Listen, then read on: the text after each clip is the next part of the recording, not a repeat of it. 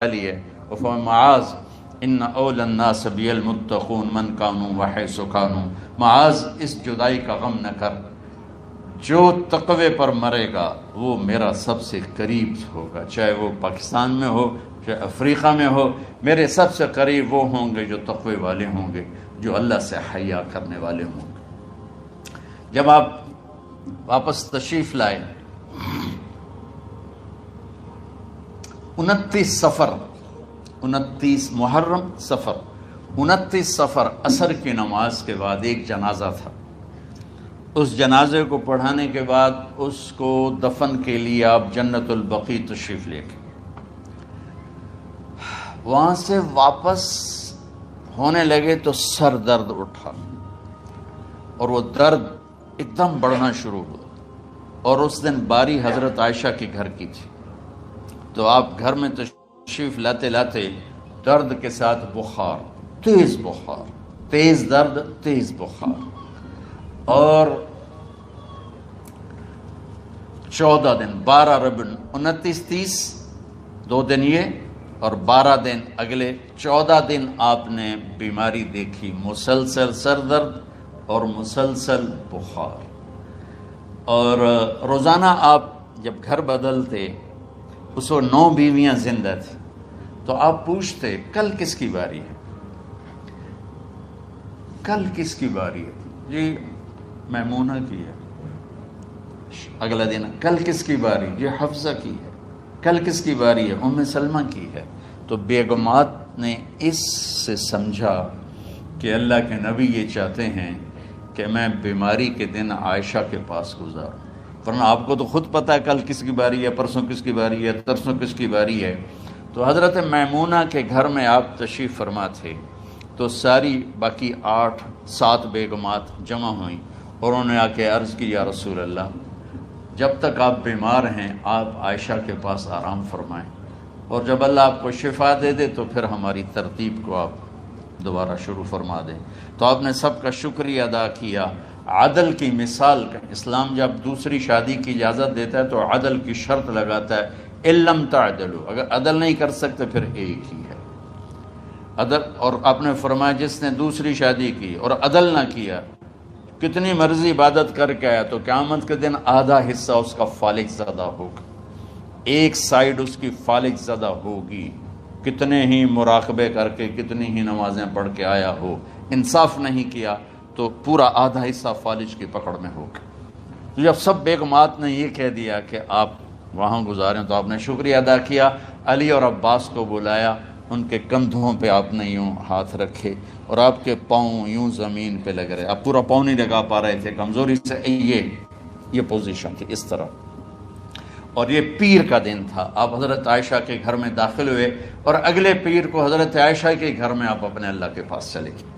آخری ہفتہ آپ نے حضرت عائشہ کے گھر میں گزارا۔ صحابہ ملاقات کے لیے حاضر ہوئے تو آپ ان کو دیکھ کے رونے لگے اور فرمایا کہ میں تمہیں اللہ کے سپرد کرتا ہوں، اللہ تمہاری حفاظت کرے، اللہ تمہارا ساتھی ہو، آواکم اللہ حفظکم اللہ نصرکم اللہ، بہت دعائیں دی۔ تو عبداللہ بن مسعود رضی اللہ تعالیٰ عنہ نے پوچھا یا رسول اللہ، لگتا ہے جیسے جانے کا وقت ہے، تو آپ کو غسل کون دے گا؟ تو آپ نے فرمایا میرے اہل بیت۔ آپ کو کفن کون دے گا؟ کہا میرے اہل بیت۔ آپ کا جنازہ کون پڑھے گا؟ تو آپ رونے لگے۔ تو آپ نے فرمایا جب تم مجھے غسل دے دو تو سب نکل جانا، سب سے پہلے میرے 2 وزیر جبریل و میکائیل آئیں گے اور وہ میرے اوپر درود و سلام پڑھیں گے۔ ہمارے نبی کا جنازہ ایسے نہیں ہوا اللہ اکبر اور پیچھے صفیں، آپ کی چارپائی کے پاس آ کر صحابہ کھڑے ہو جاتے تھے، وہ میں ابھی بتاتا ہوں۔ تو آپ نے فرمایا سب سے پہلے جبریل و میکائیل آ کر میرے اوپر درود و سلام پڑھیں گے، پھر اس کے بعد 7 آسمان کے فرشتے باری باری آئیں گے۔ جب وہ چلے جائیں گے تو پھر سب سے پہلے میرے خاندان، میرے اہل بیت کے مرد آ کر میرے اوپر سلام پڑھیں گے، پھر ان کی خواتین آ کر سلام پڑھیں گی، پھر ان کے بچے آئیں گے، پھر ان کے نوکر اور نوکرانیاں آئیں گی، اس کے بعد مہاجرین مکے کے قریش آئیں گے، اس کے بعد ان کی عورتیں آئیں گی، ان کے بچے آئیں گے، ان کے نوکر اور نوکرانی آئیں گی، اس کے بعد مدینہ والے آئیں گے، پھر مدینے کی خواتین آئیں گی، پھر ان کے نوکر نوکرانیاں آئیں گے، اور اس کے بعد مجھے تم اللہ کے سپرد کر دینا۔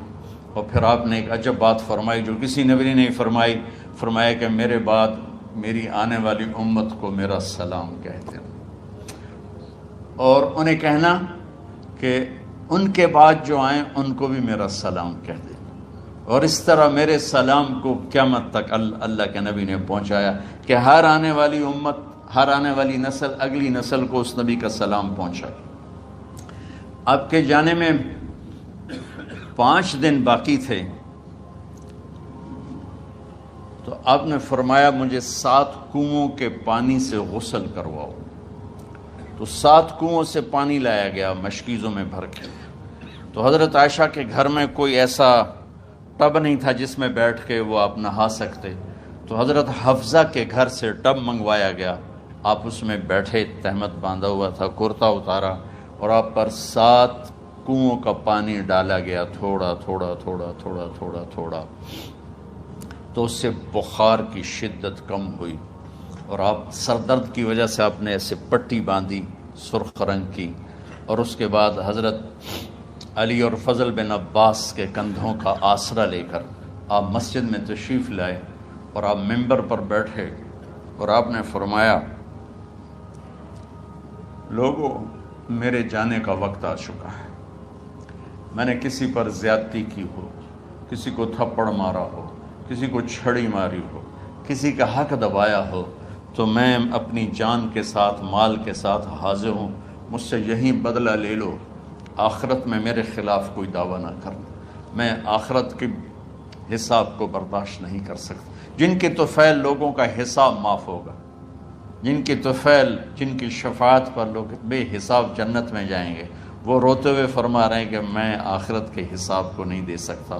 تو سارے صحابہ رونے لگے، لیکن آپ اپنی بات کو دہراتے رہے، کوئی بھی نہیں اٹھا۔ تو آپ نے ظہر کی نماز پڑھائی، ظہر کے بعد پھر ممبر پر آئے اور فرمایا کہ لوگو یہیں مجھ سے حساب کتاب کر لو، آگے نہ کرنا، بتاؤ میں نے کسی کا کوئی حق دینا۔ ایک صحابی کھڑے ہو، یا رسول اللہ آپ نے میرے 3 روپے دینے ہیں، 3 درہم۔ تو آپ نے فرمایا دینے ہوں گے ضرور، پر مجھے یاد نہیں، بتاؤ گے کس طرح دینے ہیں؟ کہ یا رسول اللہ آپ کے پاس سائل آیا تھا، آپ سے مانگا، آپ کے پاس تھے نہیں، تو آپ نے مجھ سے کہا تیرے پاس کچھ ہیں؟ تو میرے پاس 3 درہم تھے، تو آپ نے فرمایا تو دے دے، میں بعد میں ادا کر دوں گا۔ تو ہاں یاد آ گیا۔ تو میرے گھر کے نبی میں، میرے نبی کے گھر میں تو تیل نہیں تھا ایک چھٹانگ جس سے چراغ جلتا، پیسہ کہاں سے آتا؟ تو آپ کے سامنے آپ کے کزن فضل بن عباس کھڑے تھے، آپ نے فرمایا فضل میرا قرضہ ذمے لیتے ہو؟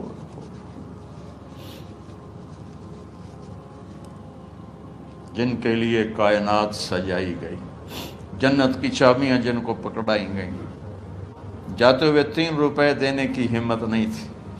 کہ فضل میرا قرضہ ذمے لیتے ہو؟ کہ جی یا رسول میں اپنے ذمے لیتا ہوں۔ کہ اس سے لے لینا۔ آپ گھر تشریف لے گئے، نماز کے لیے آتے تھے، پڑھاتے تھے۔ جمعرات کو عشاء کی نماز پڑھانے کے لیے اٹھ نہیں سکے، گر گئے، پھر اٹھنے لگے، اٹھ نہیں سکے، گر گئے، پھر اٹھنے لگے، اٹھ نہیں سکے۔ تو آپ نے فرمایا ابو بکر سے کہو نماز پڑھائے، عشاء کی نماز۔ ابو بکر ذرا پیچھے کھڑے تھے، عمر آگے کھڑے تھے، تو لوگوں نے کہا نماز ہی پڑھاونی، کوئی پڑھا دے ہوئے، تو انہوں نے حضرت عمر کو آگے کیا، انہوں نے کہا اللہ اکبر۔ جب حضرت عمر کی تکبیر سنی تو آپ نے اندر سے زور سے فرمایا عمر کو پیچھے کرو، ابو بکر کو آگے کرو، میرے رب کا فرمان ہے میرے مصلی پر ابو بکر کے سوا اور کوئی کھڑا نہیں ہو سکتا۔ جمعرات کی عشاء، جمعہ ہفتہ اتوار کی 15 نمازیں، اور پیر کی فجر کی 16 اور جمعرات والی 17 نمازیں ابو بکر نے پڑھائیں میرے نبی کی موجودگی میں۔ ہفتے کے دن ظہر یا عصر میں آپ علی اور فضل بن عباس کے کندھوں پر ہاتھ رکھ کے مسجد میں داخل ہوئے اور ابو بکر نماز پڑھا رہے تھے۔ ادھر محسوس ہوا کہ اللہ کے نبی آ رہے ہیں، تو ابو بکر نے یوں پیچھے ہٹنا شروع کیا ایسے تاکہ مصلی سے ہٹ جائیں، تو آپ نے ایسے ہاتھ کا اشارہ فرمایا کہ کھڑے رہو، ہٹو نہیں، کھڑے رہو۔ تو وہ پھر آگے مصلی پر آ گئے، تو آپ تشریف لائے اور الٹے ہاتھ ابو بکر کے ساتھ بیٹھ کر آپ نے ظہر یا عصر کی 4 رکعت نماز ابو بکر کی امامت میں ادا فرمائی۔ یہ آپ کی آخری نماز تھی مسجد کے اندر امت کے ساتھ اور تشریف لے کے۔ جمعہ کا دن تھا، جبریل آئے، یا رسول اللہ مجھے اللہ نے بھیجا ہے کہ جاؤ میرے محبوب کا حال پوچھ کے آؤ۔ اللہ اکبر۔ تو اب درد اور بخار دونوں چیزیں تھیں، سر کا درد بھی ہیوی ویٹ تھا اور بخار بھی، تپش۔ تو آپ نے کہا جبریل تکلیف ہے، تکلیف میں۔ ہفتے کا دن پھر جبریل آئے، یا رسول اللہ مجھے اللہ نے بھیجا ہے کہ جاؤ میرے محبوب کا حال پوچھ کے آؤ۔ پھر آپ نے فرمایا تکلیف میں۔ اتوار کو پھر جبریل آئے، یا رسول اللہ نے بھیجا ہے کہ جاؤ میرے محبوب کا حال پوچھ کے آؤ۔ 12 ربیع الاول آ گئی، 632 عیسوی اور 11 ہجری۔ آپ کی طبیعت میں بشاشت آئی، تو صحابہ نماز پڑھ رہے تھے، آپ نے دروازہ کھول کے سب کو یوں دیکھا۔ تو حضرت انس فرماتے ہیں ہم سب نماز میں تھے، لیکن جب دروازہ کھلنے کی آواز آئی اور اللہ کے نبی کا چہرہ، تو ہم سب نماز میں یوں ہو گئے، نماز کے اندر ہی سارے اللہ کے نبی کو دیکھنا شروع کر دی، بھول ہی گئے کہ نماز پڑھ رہے ہیں، ایسے گم ہو گئے آپ میں۔ تو آپ نے جلدی سے دروازہ بند فرما دیا۔ یہ آپ کی آخری زیارت تھی اپنی امت کے لیے۔ اس کے بعد آپ اپنے اللہ کی طرف کا سفر شروع کیا۔ تو اشراق کے بعد آپ نے اپنی بیگمات کو بلایا، ان کو بتایا نہیں کہ میں آج جا رہا ہوں، سب سے ملے، سب کو الوداع کیا اور انہیں بھیجا۔ اس کے بعد آپ نے حضرت فاطمہ کو بلایا، جنت کی عورتوں کی سردار، سب سے زیادہ محبوب بیٹی، سب سے زیادہ جگر کا ٹکڑا، دل کا ٹکڑا کا، جس نے فاطمہ کو دکھ دیا مجھے دکھ دیا، جس نے اسے سکھ دیا مجھے سکھ دیا۔ ہاں، ان کو قریب کا، بیٹی قریب ہو، تو ان کے کان میں کہا میں جا رہا۔ وہ رونے لگی، تو ہم نے کہا رو نہیں، چند دنوں کے بعد تیری میری ملاقات ہو جائے گی سب سے پہلے۔ تو 6 ماہ بعد حضرت فاطمہ کا بھی 24 سال کی عمر میں یا 25 سال کی عمر میں انتقال ہو گیا۔ ان کو رخصت فرمایا۔ پھر آپ نے داماد مولا علی کو بلایا، ان کا سر اپنی گود میں رکھا اور ان کے سر پہ اور کمر پہ ہاتھ پھیرتے رہے اور ان کو دعائیں دیتے رہے۔ آہستہ آہستہ تھی، آواز اونچی نہیں تھی، پست آواز تھی، اور یوں سر پہ کمر پہ، سر پہ کمر پہ، اور دعائیں دے رہے ہیں۔ ان کو رخصت فرمایا۔ آخر میں اپنے جگر کے ٹکڑے حسن اور حسین کو بلایا۔ ہائے ہائے ہائے، جگر کے ٹکڑوں کو بلایا، جو ہی سینے سے لگایا آنسو شروع ہو گئے۔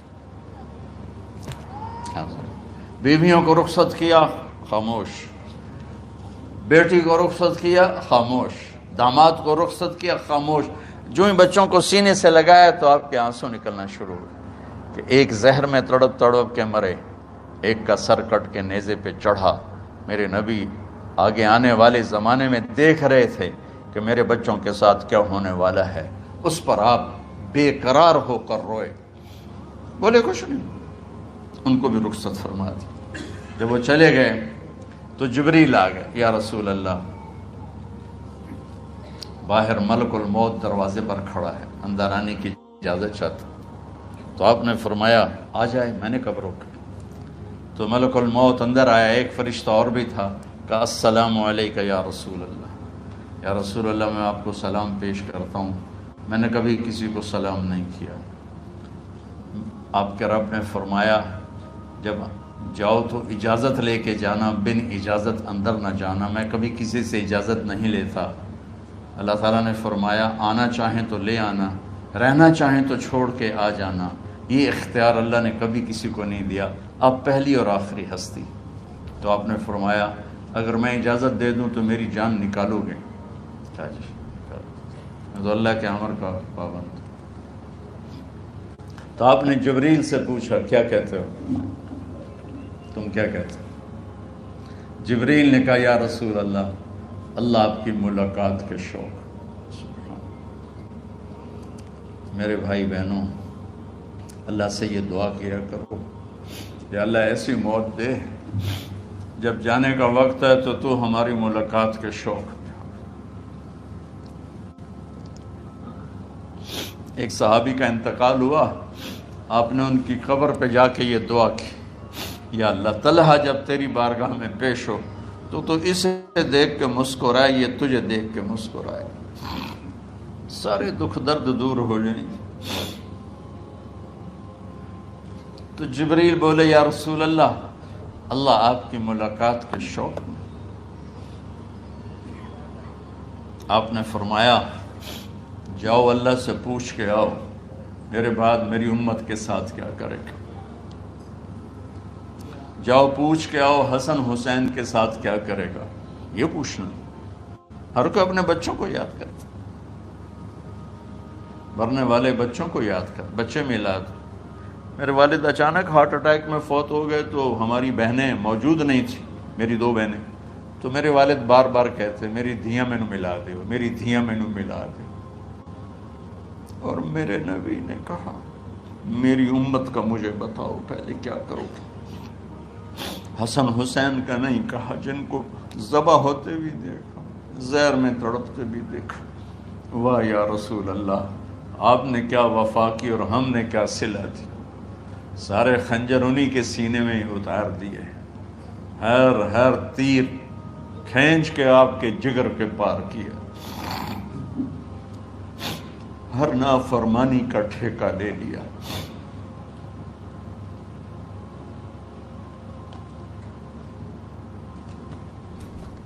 جاؤ پوچھ کے آؤ میرے بعد میری امت کا کیا کرے گا. تو جبریل جا کر پیغام لائے کہ اللہ تعالیٰ فرما رہے ہیں ہم آپ کی امت کو تنہا نہیں چھوڑیں گے. میرے رب کی عزت کی قسم، خواتین و حضرات، میرے رب کی عزت کی قسم، میرے نبی یہ بات نہ اٹھاتے تو کوئی ہم میں خنزیر بنتا، کوئی بندر ہو جاتا، کوئی کتا ہو جاتا، کوئی سانپ بچھو بن جاتا. اللہ کی ہم سے کیا رشتہ داری. اس کملی والے پہ درود و سلام پڑھو جس نے اولاد کو پیچھے کر کے تمہیں اللہ سے مانگا. اور محشر کے میدان میں جب جہنم آ کے ایک چیخ مارے گی اور آدم سے لے کر عیسیٰ علیہ السلام تک ہر نبی کہے گا نفسی نفسی، ہر ماں باپ کہے گا نفسی نفسی، ہر بیٹا بیٹی کہے گا نفسی نفسی، ہر خاوند بیوی کہے گا نفسی نفسی، ہر بھائی بہن کہے گا نفسی نفسی. حضرت ابراہیم کہیں گے یا اللہ کسی کا سوال نہیں کرتا، میری جان بچا. عیسیٰ علیہ السلام کہیں گے یا اللہ میں اپنی ماں مریم کا بھی سوال نہیں کرتا، میری جان. بس نفسی نفسی کے ہنگامے میں ایک آواز آئے گی امتی امت.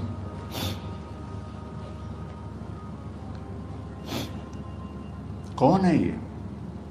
ساری دنیا نفسی نفسی کہہ رہی، یہ کون ہے امتی امتی کہنے والا؟ آواز کے تعاقب میں جب نظریں جائیں گی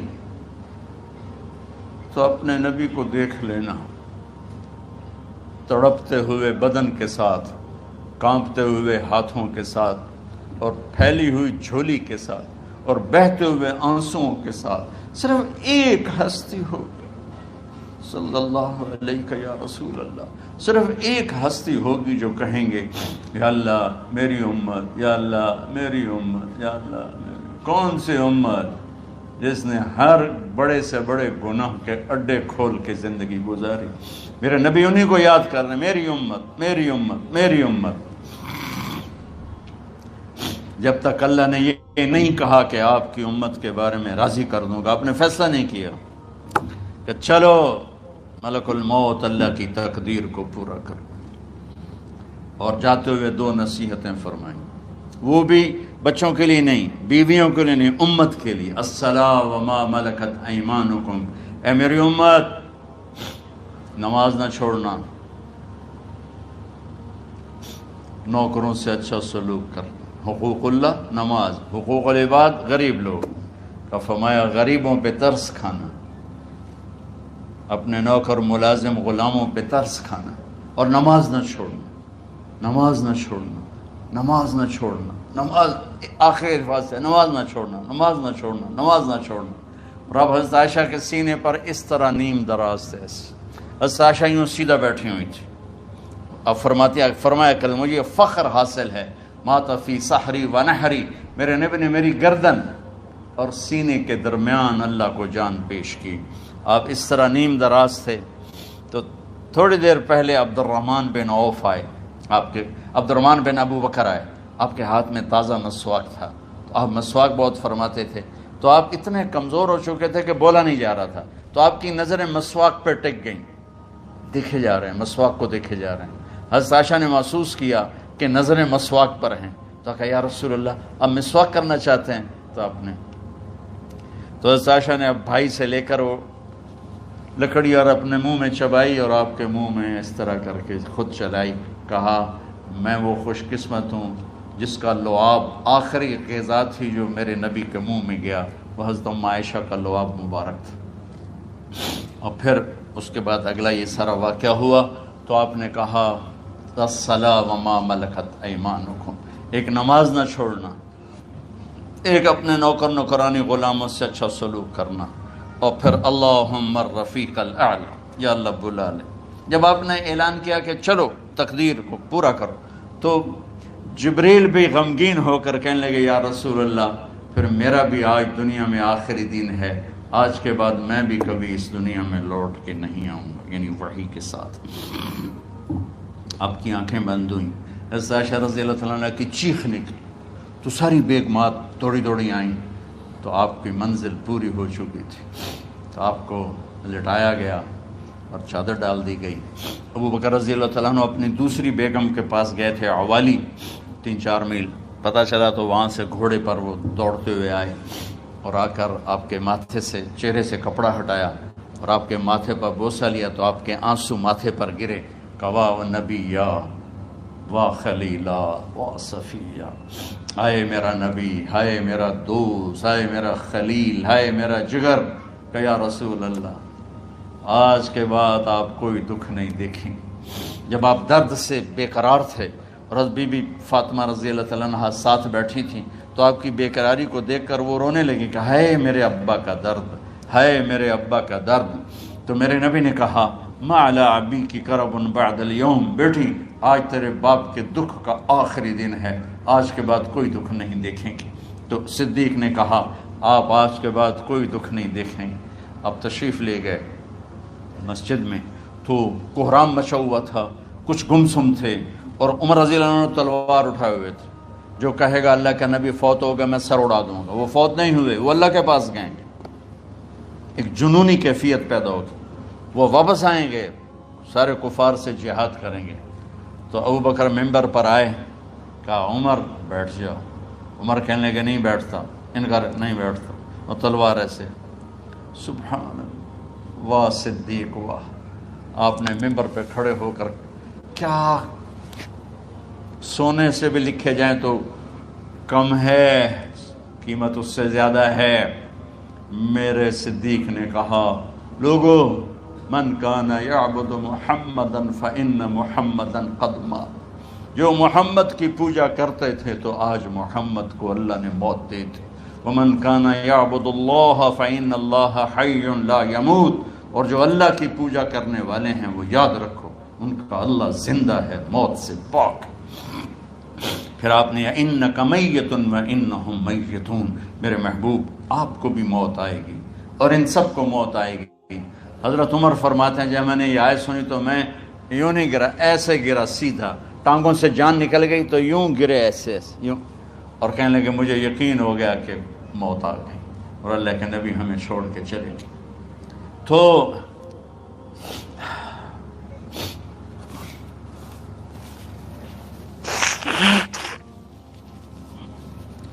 غسل کون دے، کیسے دے؟ اہل بیت نے غسل دینا تھا۔ آپ کے کپڑے اتار کے غسل دیا جائے یا جو آپ نے کپڑے پہنے ہیں اسی میں غسل دیا جائے؟ تو پریشان ہے، کیا کیا جائے؟ سب پہ اونگ طاری ہو گئی، ایک دم سب کو نیند آئی اور غیب سے آواز آئی کہ ہمارے نبی کو کپڑوں سمیت غسل دیا جائے۔ آپ کے بدن مبارک سے کپڑا نہیں اتارا، کوئی اتارے نہیں۔ تو اس آواز پر سارے بیدار ہوئے۔ تو حضرت عباس، فضل بن عباس، شقران آپ کے غلام، اور اسامہ بن زید اور علی بن ابی طالب آپ کو غسل دینے والے تھے۔ حضرت علی آپ پر پانی ڈال رہے تھے اور فضل بن عباس جسم کو مل رہے تھے، اور حضرت علی ساتھ ساتھ روتے ہوئے، یا رسول اللہ، آپ نے ہمیں صبر کا حکم دیا، اگر آپ ہمیں صبر کا نہ کہتے تو آج ہم دنیا کو رو کے دکھاتے، اور آج ہم دنیا کو اپنا غم دکھاتے کہ کس طرح غم کیا جاتا ہے۔ اور یا رسول اللہ، آپ کے جانے پر وہ نقصان ہے جو قیامت تک نہ پہلے ہوا نہ بعد میں ہوگا، کہ آپ کے بعد نبوت کا دروازہ بند ہو گیا۔ اس طرح پانی بھی ڈال رہے تھے اور روتے بھی جا رہے تھے، اور فضل بن عباس وہ آپ کے پہلو بدل کر ہاتھ مل رہے تھے، ہاتھوں سے مل رہے تھے۔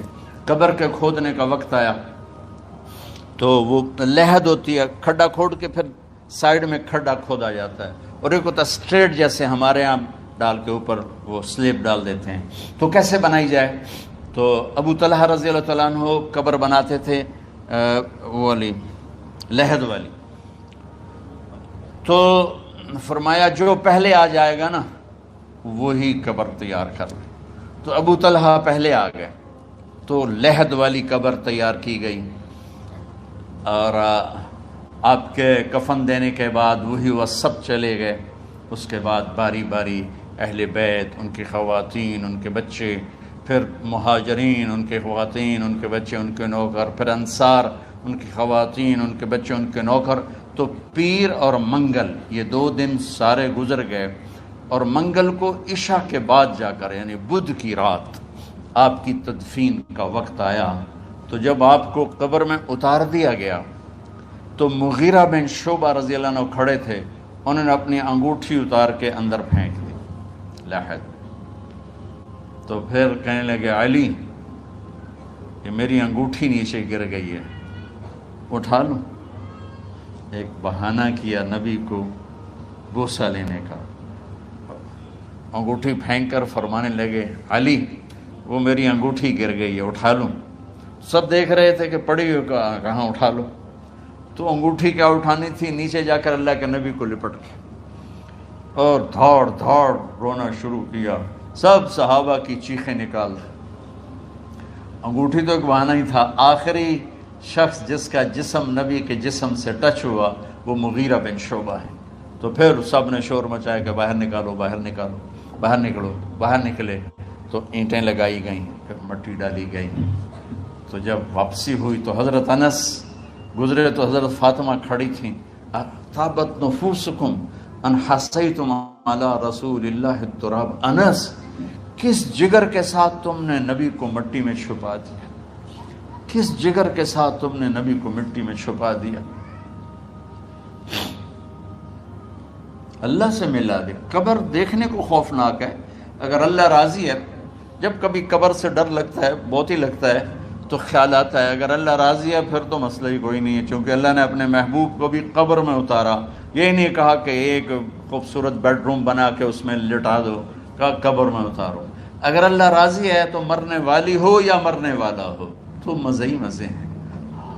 یہ سارے دعا کرو کہ جب ہم دنیا سے جا رہے ہوں اللہ ہم پہ خوش ہو، اللہ ہم سے راضی ہو۔ کوئی بڑا مسئلہ نہیں ہے، فرائض کے ساتھ اللہ کو راضی کرو اور اچھے سلوک کے ساتھ اللہ کے بندوں کو راضی کرو۔ اپنی زبان کو خوبصورت بول کا عادی بنا دو، اس سے گالی، اس سے غیبت، اس سے چغلی، اس سے شکایت، اس سے تانے، اس سے طنز اللہ کے واسطے نکال دو، اور اس زبان کو میٹھے بول کا عادی بنا لو۔ کڑوے سے کڑوے زہریلے بولوں کو پی جاؤ، پی جا ایام کی تلخی کو بھی ہنس کے ناصر۔ غم کے سہنے میں بھی قدرت نے مزہ رکھا ہے۔ Allahu Allahu Allahu Allah Allahu Allah